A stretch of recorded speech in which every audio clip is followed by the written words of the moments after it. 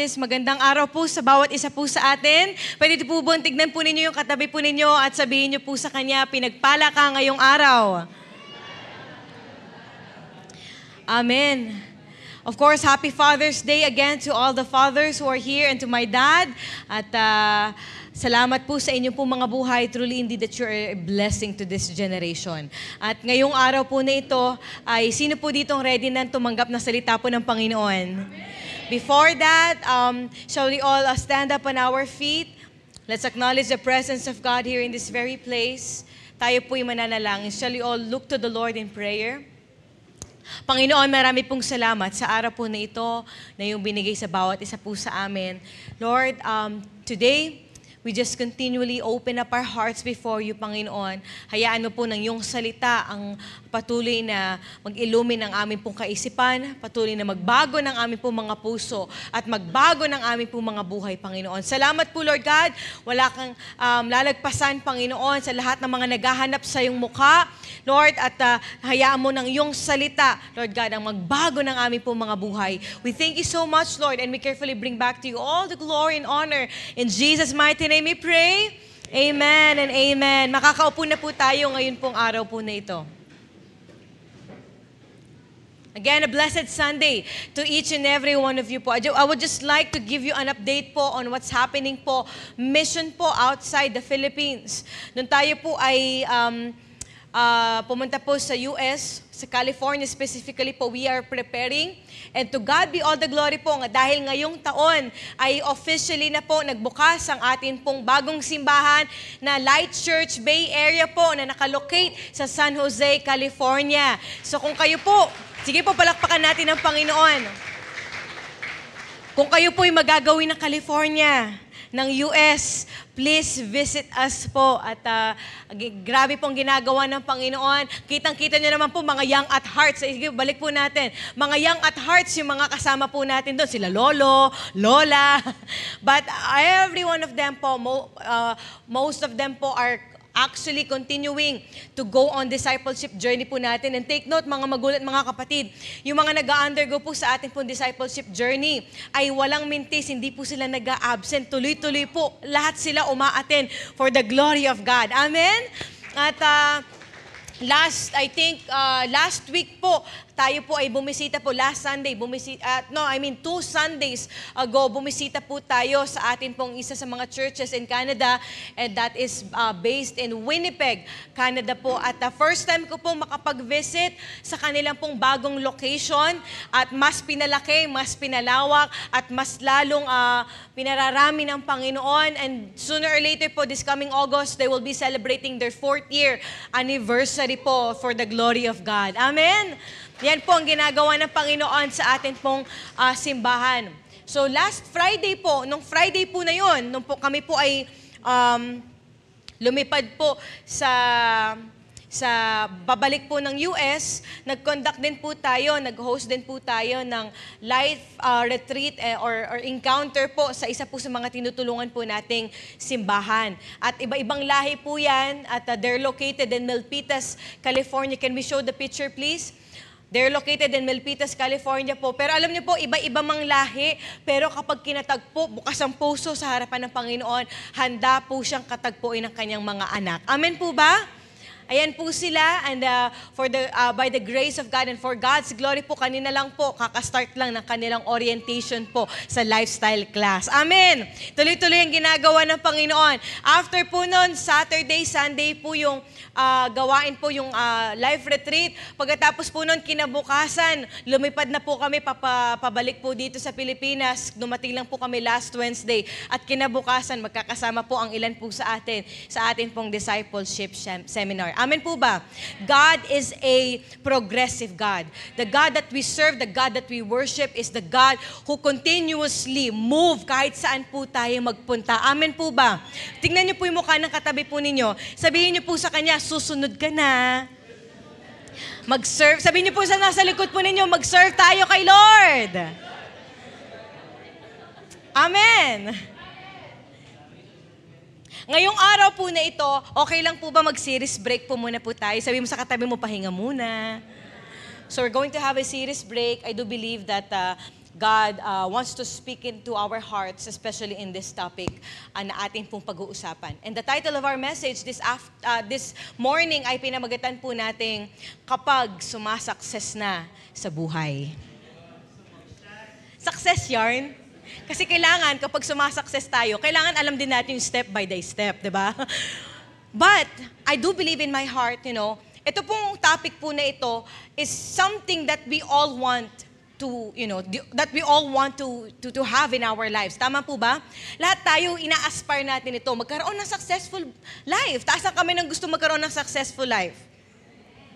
Kaya nga yung ilan sa atin talaga namang grabe kung magkayod. And there's nothing wrong about aiming for success. Wala pong masamang mag-aim sa successful life. Kaya nga po sabi ng salita ng Panginoon in Proverbs 22 verse 29, may kilala ka bang mahusay magtrabaho? Sa mga hari siya magsaserve, hindi sa mga simpleng tao. May kilala ka bang grabe, talagang very dedicated pagdating sa trabaho? Very, kumbaga, hindi naman workaholic, pero talagang with excellence sa kanyang trabaho? Definitely, promotion will come, successful life will come, accomplishment will come. Kasi bakit pinaghihirapan? At sabi ng ilan, kapag pinaghihirapan, definitely magkakaroon ng bunga. Kaya sumasakses. Sabi mo sa katabi mo, sumasakses. Kaya lang, ang problema, ito po, tanongin ko kayo, okay lang po ba magtanong? Posible po ba na ang isang tao, kapag dumadaan na ng problema, dumadaan na kakulangan, ang daling maalala si Lord? Posible po ba yun? Parang tumahimik po kayo. May kausap po ba ako ngayong hapon na ito, ngayong umaga na ito? Ang daling maalala si Lord. Kapag may kailangan, Panginoon, may pangangailangan po ako, may prayer po ako, Panginoon. Lord, naaalala kita. Pero ito po, another question. Posible po ba na ang isang taong naging successful na, nagkaroon ng answered prayer, nakamit na lahat ng mga bagay na hinihiling niya, posible po ba, tingin po kayo sa akin, posible po ba na makalimot din sila kay Lord? Is it possible? Bakit? Pwedeng isipin natin, pinaghirapan ko to eh. Pinagtrabahuhan ko to. Kaya po maraming tao, ang daling maalala si Lord kapag may problema. Pero kapag sumasakses na, ang daling makalimutan si Lord. May mga tao po bang gano'n? Sabi mo sa katabi mo, hindi ikaw yon. And today, that's what we're going to talk about ngayong araw po na ito. We're going to talk about a very powerful story. Maaring ilan sa atin hindi siya kilala. But pag-usapan po natin siya. Sino po siya? Si King Nebuchadnezzar. King Nebuchadnezzar as one of the kings in Babylon na matatagpuan po in Daniel chapter 4 verses 1 to 37. Hindi na po natin babasahin ng buong passage, but we will, pag-uusapan po natin yan, pagkukwentuhan po natin ang buhay po niya. At ano po ang aral na mapupulot po natin sa buhay ni King Nebuchadnezzar. This is a clear example po na kung paano pwede at posible na ang success pwede ding maging hindrance para makita niya ang ginagawa ng Panginoon sa kanyang pong buhay. Are you here with me? Ngayon, here's the thing. Bakit tayo nagkakaproblema pagdating sa success? Take note, disclaimer, walang masamang maging successful. Kasi bakit? Yan naman talaga ang destiny sa atin ng Panginoon. Yan ang gusto ng Diyos para sa bawat isa po sa atin. Tayo to have a successful and prosperous life. So that sabi ng Bible, sabi ng salita ng Panginoon, for I know the plans I have for you, declares the Lord, plans to prosper you, to give you hope and a future. Ayan ang gusto ng Diyos sa bawat isa po sa atin. Kaya lang, dito po nagkakatalo. Nasa iyo na, okay na ang lahat. And ito po nangyari kay King Nebuchadnezzar. Sino po si King Nebuchadnezzar? Si King Nebuchadnezzar po ang isa sa pinakamakapangyarihang hari noong panahon po sa Babylonian time.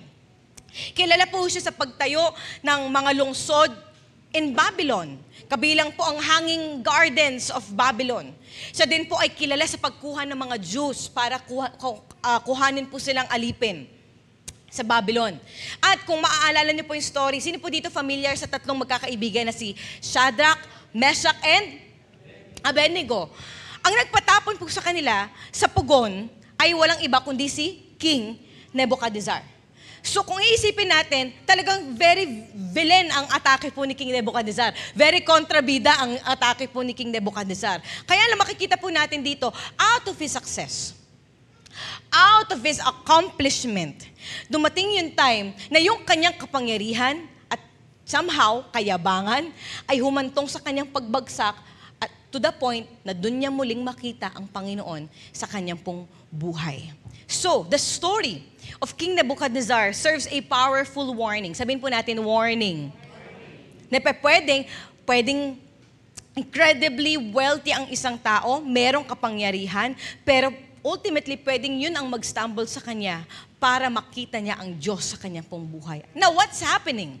No, kung ang isang tao nag-aim ng successful life, alam niyo po ang nagiging problema kapag dating sa successful life? Number one, pag-usapan po natin, we get too comfortable or complacent with success. That's the number one problem. Akala natin wala nang problema kapag successful na ang buhay ng isang tao. No, hindi. Kapag too focused ang isang tao when it comes to success, nagiging masyado na siyang komportable and complacent with success. Tignan po natin ang nangyari kay King Nebuchadnezzar. In chapter 4, verse 4 ng Daniel, sabi niya, pwede po bang kayo po magbasa? 1 to ready begin. Akong ay...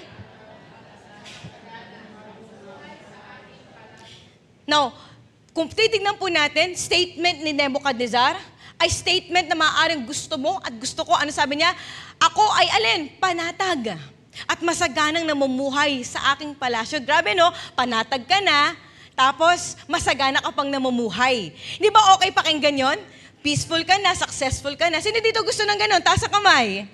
Di ba gusto natin yun? Peaceful ka na, tapos mayaman ka pa, tapos you have everything that you want to have. Kaya lang kadalasan po, when we achieve success, may mga pagkakataon po na nakakalimutan natin yung source ng lahat ng blessing po natin.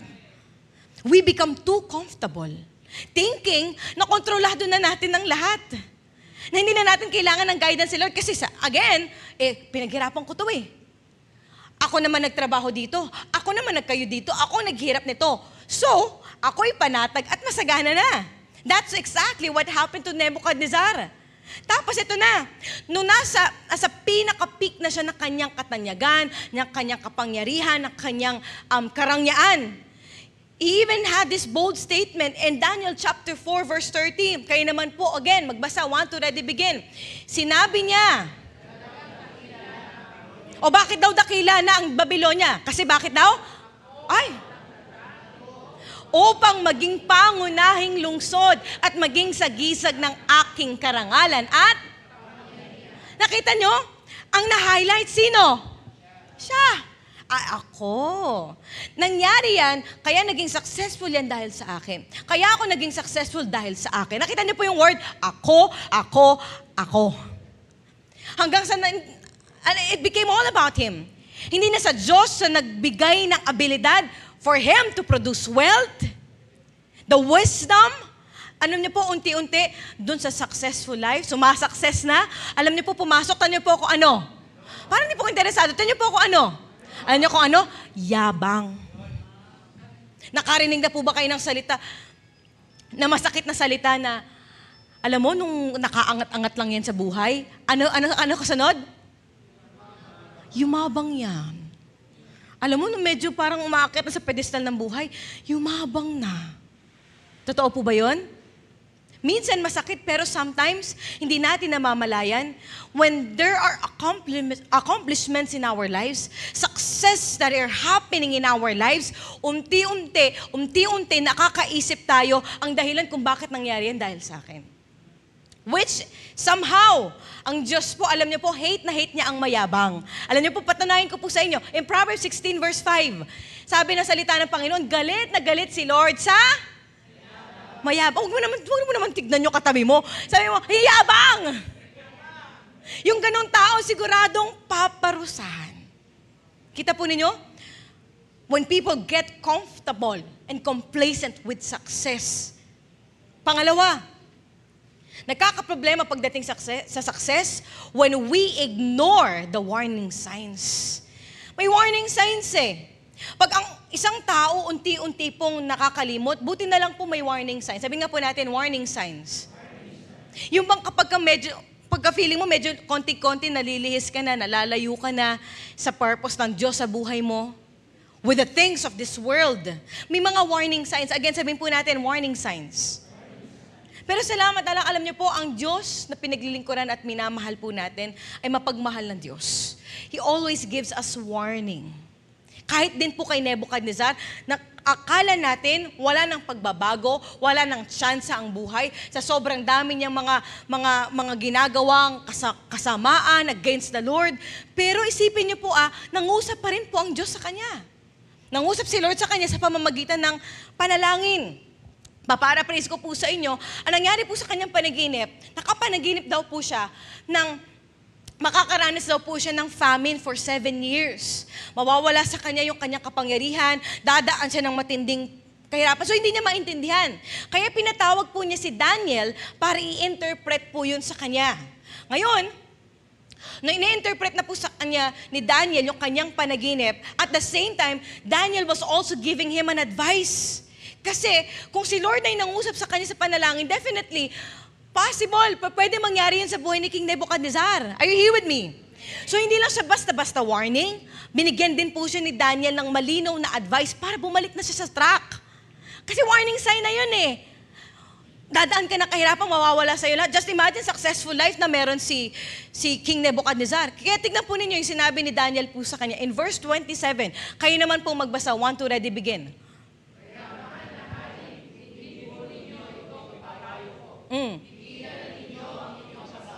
At wag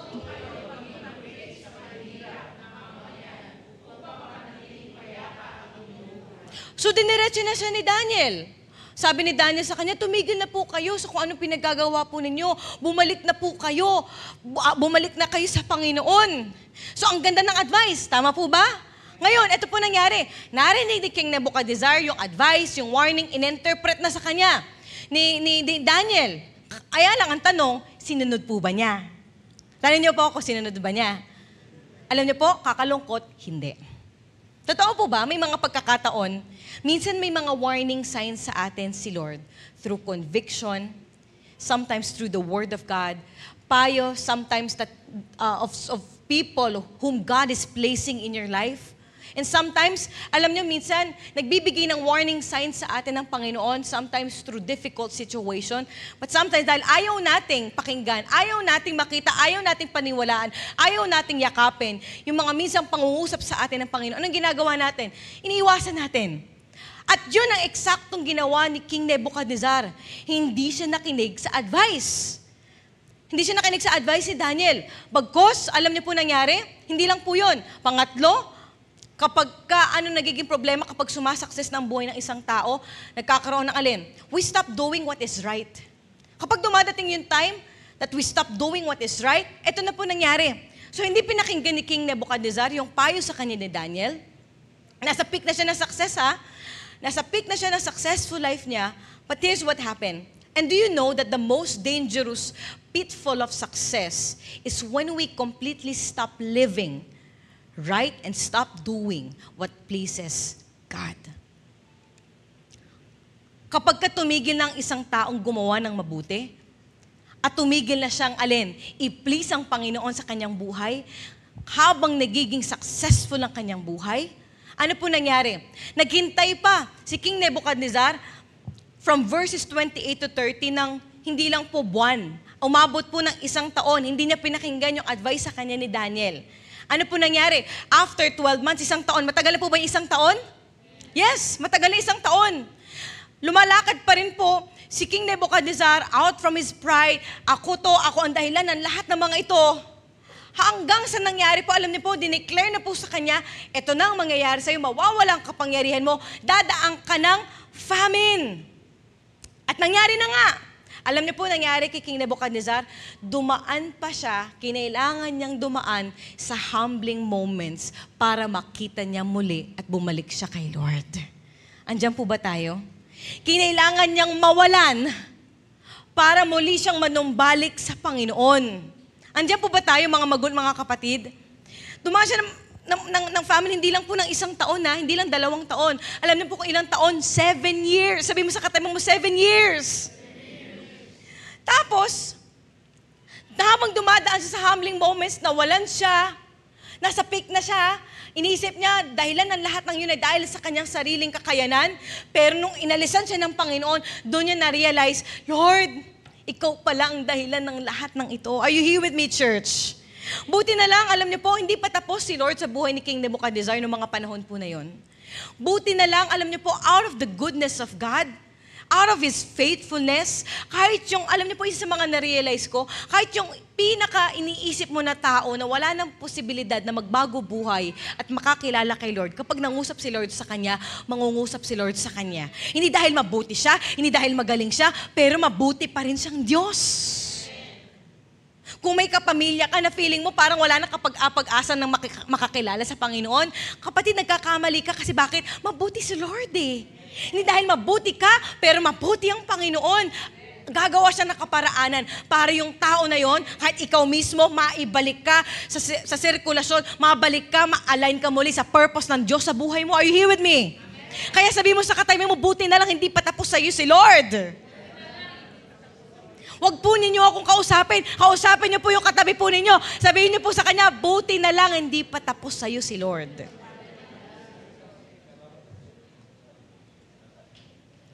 Just imagine successful life na. At hindi ko po sinasabi, huwag na tayo maging successful po dito kasi lahat tayo gusto natin maging successful sa buhay. Tama po ba?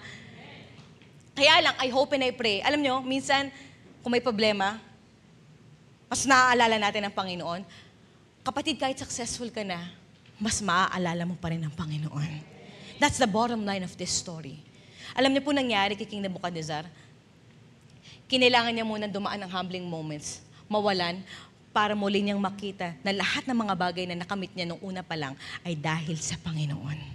At alam niyo po, always remember this.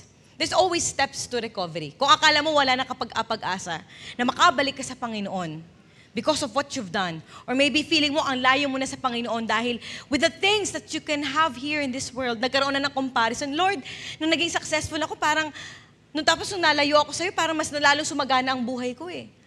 Lord, but let me tell you this, mga kapatid, hindi mo na kailangan mawalan pa para maalala mo umuli si Lord.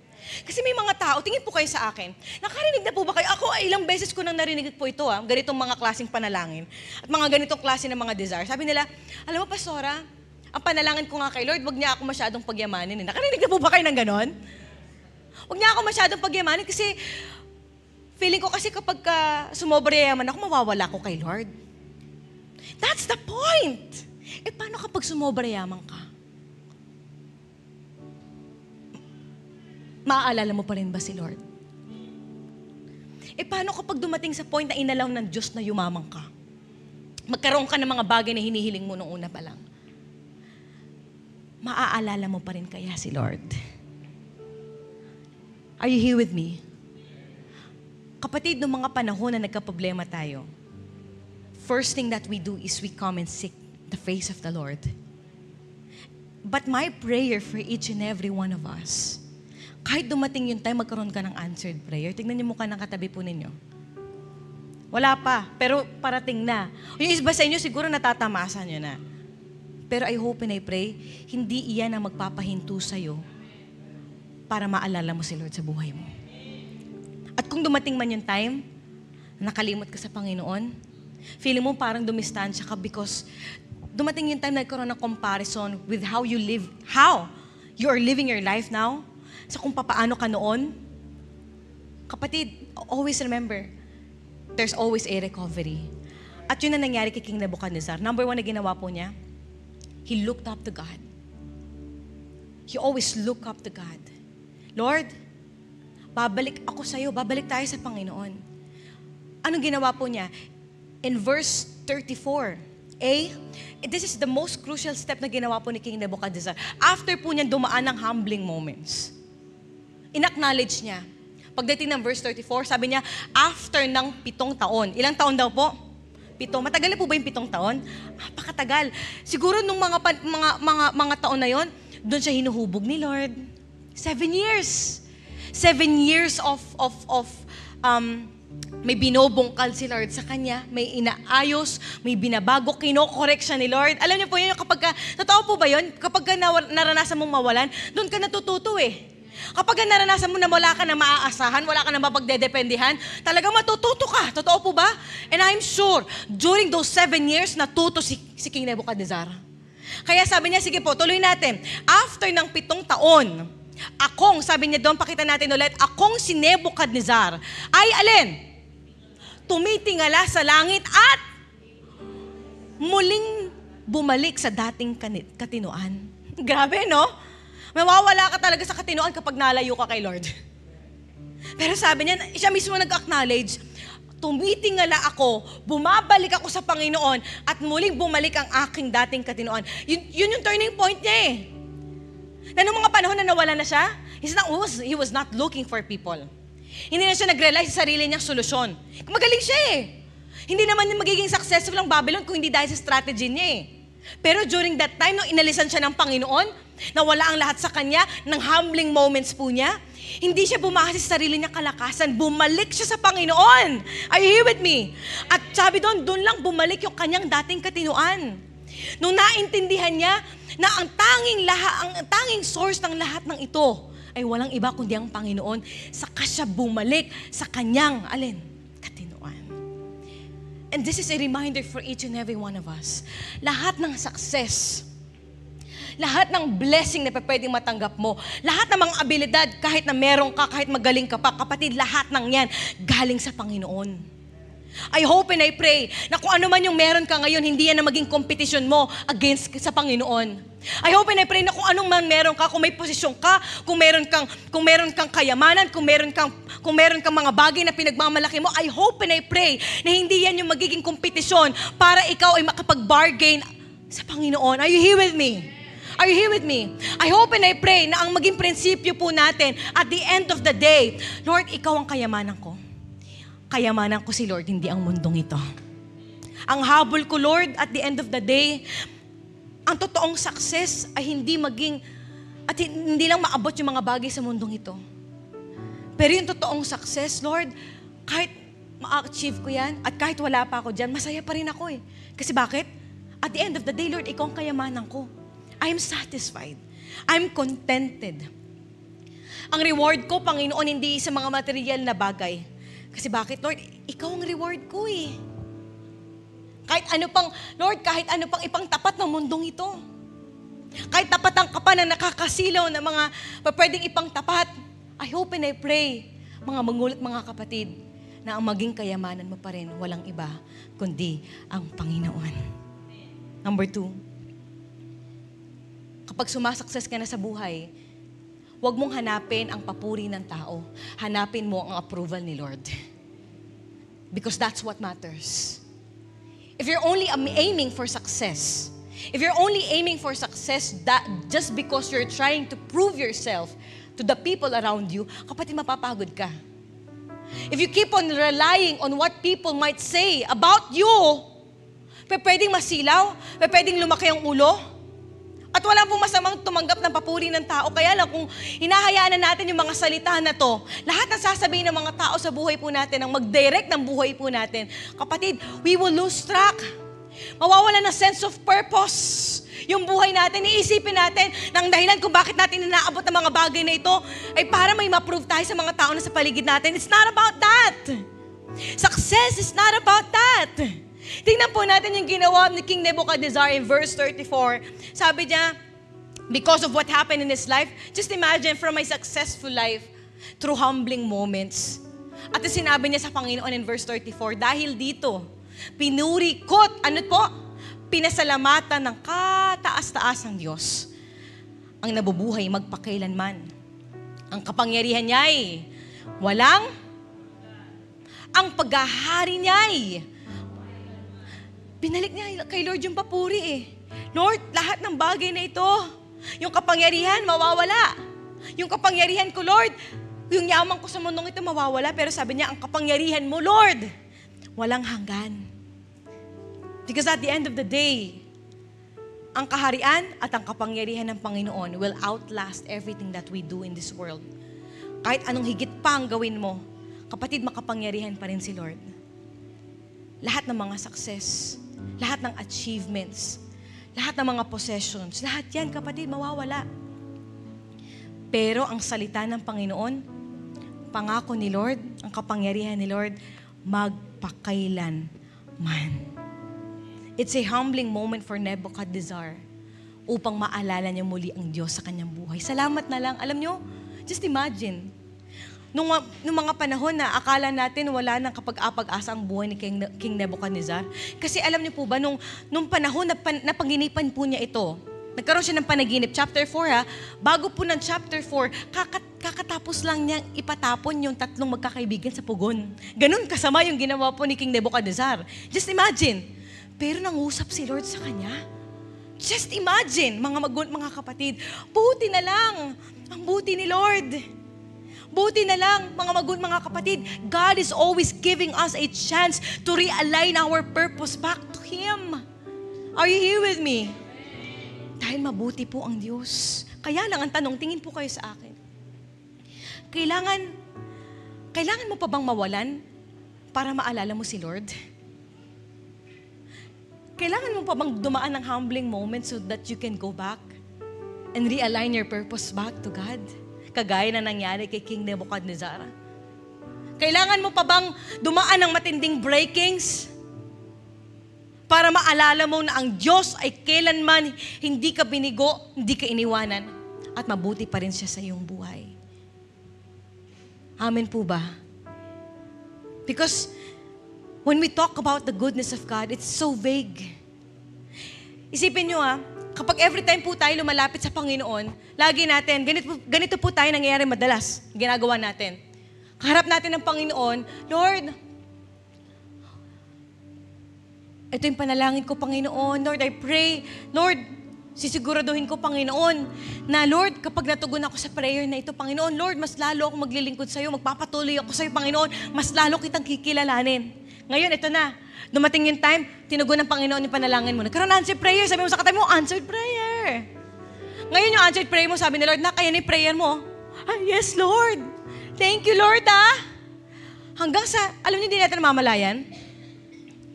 Yung answered prayer na yun, yung success na matagal na natin pinapanalangin sa Panginoon, unti-unti, hinabol na natin. Lord, wait lang kasi kailangan ko yan ito kasi baka mawala sa akin kapag pinabayaan ko to, Panginoon. Wait ka lang dyan. Kasi hindi natin namamalayan, nalayo na tayo sa Panginoon. Naalala niyo po ba yung kinakatan natin lagi? I know you're all familiar with this. Sabi doon sa kanta, your goodness is running after. Ano said doon? It's running after me. Your goodness is running after. It's running after me. Ano sabi doon? Yung pagpapala, yung mercy ng Panginoon, dapat alin? Humahabol sa atin Kaya lang in reality, baliktad. Pilit at pilit mong hinahabol yung success. Pilit at pilit mong hinahabol yung mga bagay sa mundong ito. Hanggang sa hindi mo namamalayan, nalayo tayo sa Panginoon. But I hope and I pray mga kapatid, kahit dumating yung time, magkaroon ka ng answered prayer, kahit dumating yung time, maging successful ka. Sabi doon, your goodness, your mercy will follow, will run after me. Make this success, make this answered prayer, make this blessing run after you to the point na mas lalo kang lumalapit, papalapit sa Panginoon. Because that is our end goal. God.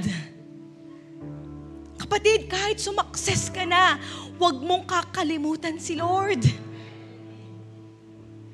Pwede ngayon may problema ka, pero paano ngayon paano bukas pag wala ka ng problema, wala ka na din?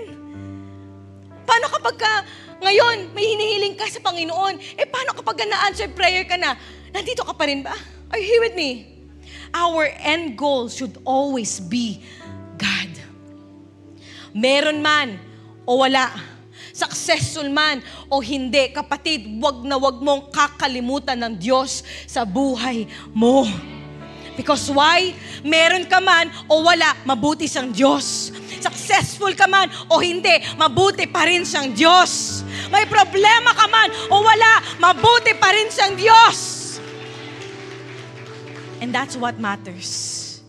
Not to chase this world, but to always chase after God's purpose in our lives. Tatayo po tayong lahat ngayon pong oras na ito. Do not forget God. Do not forget God.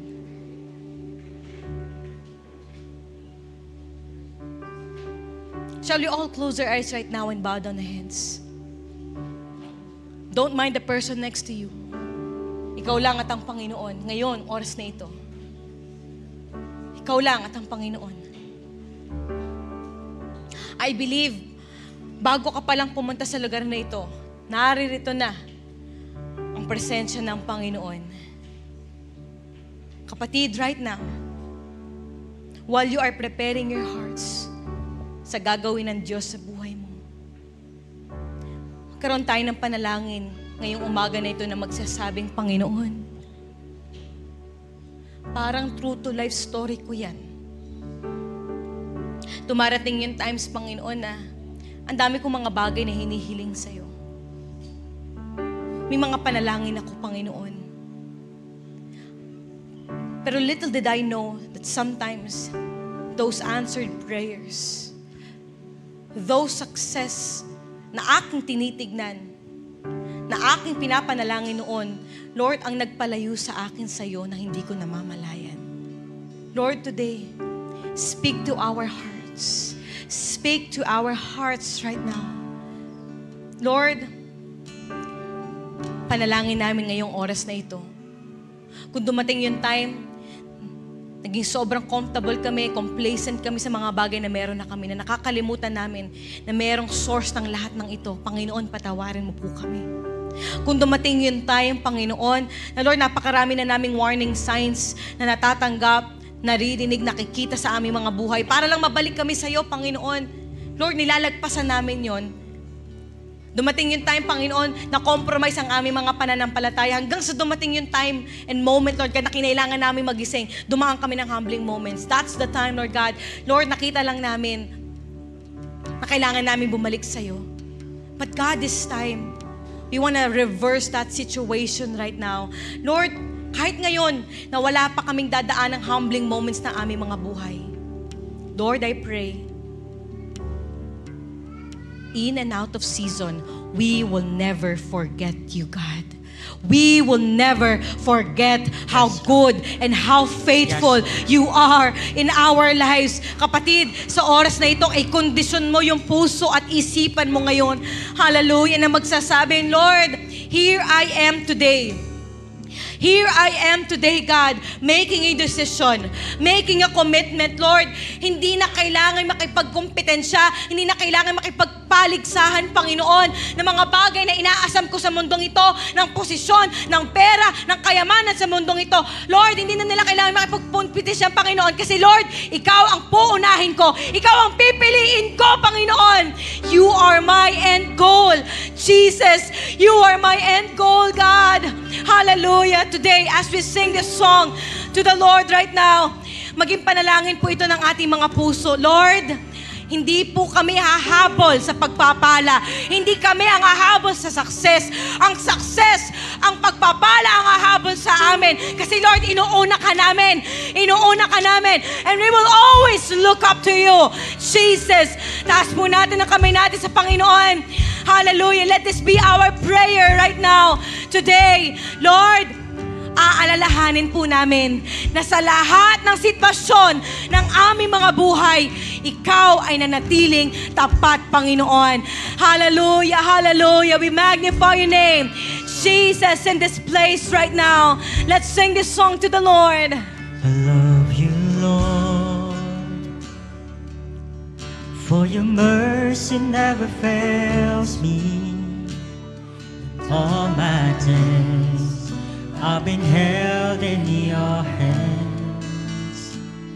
From the moment that I wake up until I lay my head, oh, I will sing of the goodness of God. Let us declare that this morning, Lord, all my life, God.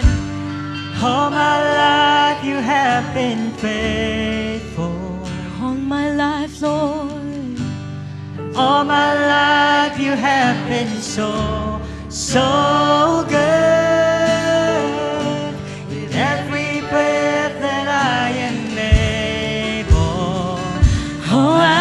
will sing of the goodness. Let us declare this song right now. Sing, all my life you have been faithful. All my life you have been faithful. Sa lahat ng pagkakataon, kapatid, mabuti ang Diyos sa buhay mo. All my life you have been so But can you make a commitment to God, Lord? Every breath that I am We will sing of your goodness. We will sing of your goodness, God. Oh, your goodness. Your goodness is running after. Oh, your goodness, God. Your goodness is running after me. With my life laid down, Surrender now, I'll give you everything. oh, your Your goodness. goodness is running after, Let's declare your goodness, Lord. Your goodness is running Hindi ikaw ang hahabol sa pagpapala. Ikaw ang hahabulin ng success, kapatid. Your goodness is running after, it's running As you give your lives to Jesus, my life laid down, surrender now, I give you everything. Your goodness is running after. it's running Kailan may di magbabago kabutihan mo. Kailan may di magbabago kabutihan mo. buong buhay at iaalay ko lahat para sa'yo. Kailan may di magbabago Kabutihan mo. Ika'y tapat sa habang buhay. Ika'y mabuti, Panginoon. Ika'y mabuting magpakailanman. Hanggat ako'y nabubuhay, Aawitin ko. ang kabutihan ng Diyos. Maaari po ba natin i-declare yan ngayong umaga na ito? Ika'y tapat, O Diyos. Ika'y tapat sa habang buhay. Ika'y mabuti. Ika'y mabuting magpakailanman. Hanggat ako'y nabubuhay, aawitin ko ang kabutihan ng Diyos. Aawitin. Aawitin ko ang kabutihan ng Diyos. Aawitin ko ang kabutihan ng Diyos. Lagi at lagi naming aawitin ang iyong kabutihan. Lagi at lagi naming aalalahanin ang iyong kabutihan. Lord, right now, in the mighty name of Jesus, Lord, we break every poverty mindset, Yes, Lord God, in this room, in Jesus' name. Yes, Lord. Lord God. Lord, we also break that kind of prayer, Panginoon, Lord, that we don't want to be too successful. God, that's not true. Lord, kasi ang totoo niyan, kahit sobrang yaman kami, at kahit dumating yung time na maging successful kami, hindi ka namin makakalimutan. Uunahin ka pa rin namin, Panginoon.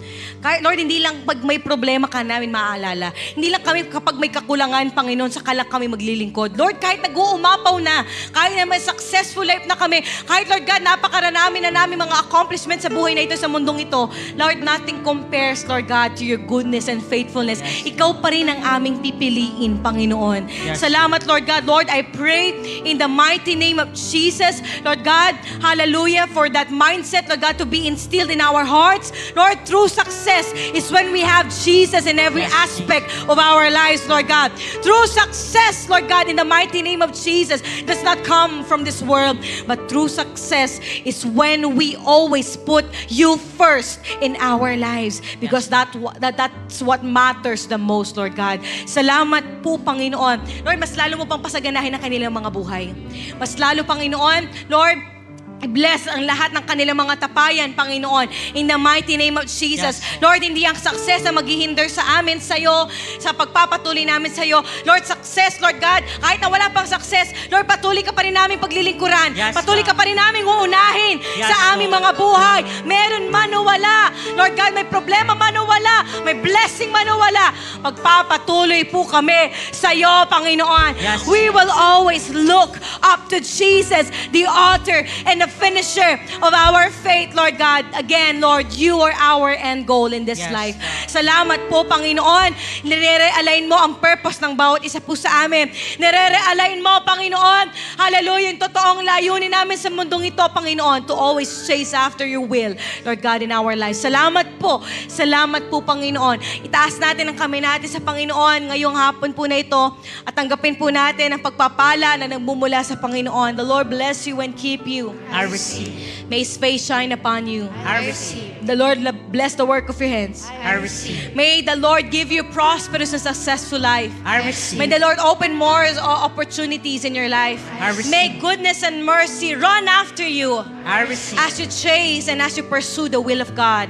I receive. In the name of the Father, and of the Son, and of the Holy Spirit we pray. At ang lahat ng mga sumasakses sa buhay at uunahin si Lord na magsabi ng Amen and Amen. Again, happy Father's Day to every fathers in this house. At patuloy po tayong samahan ng Panginoon. God bless you all and may you always shine for Jesus.